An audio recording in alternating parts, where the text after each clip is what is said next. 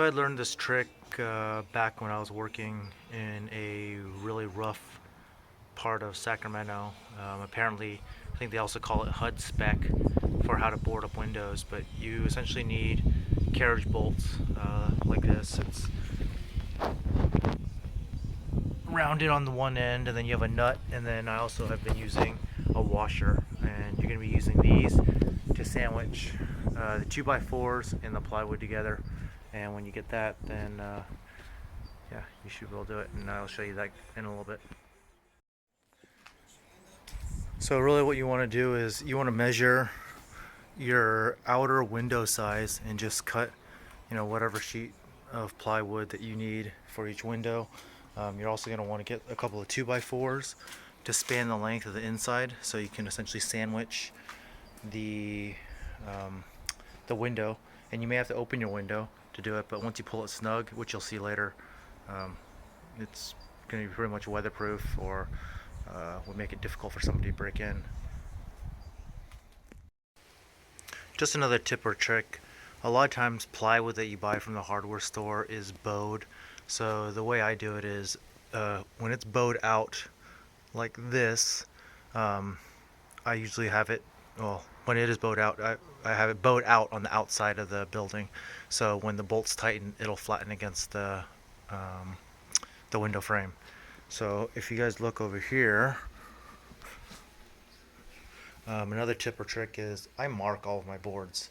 So this is going to be the, for the dining room window, it's a lower 2x4, and I always put in orientation for up or down.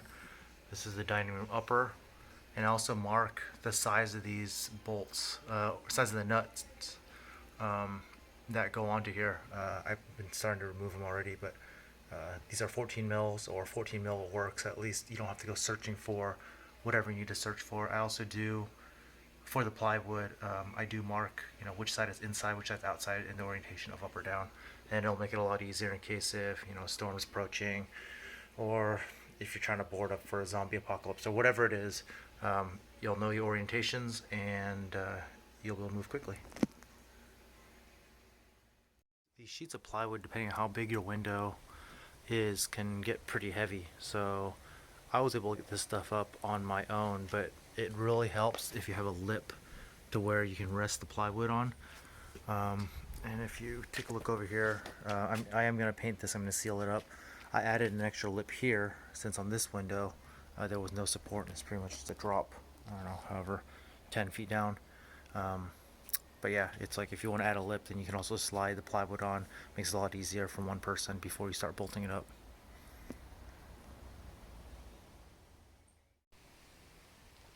With the way this is boarded up, it's going to be pretty difficult for anybody to really even get in here, and there's just no way you can even get I mean, if you took a chainsaw to it, yeah, but I mean, once you pull this stuff snug, there's no way this thing's coming off.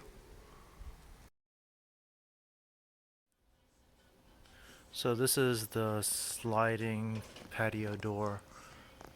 A regular 4x8 sheet wasn't going to be enough to cover it, so just break it down to 2 sheets.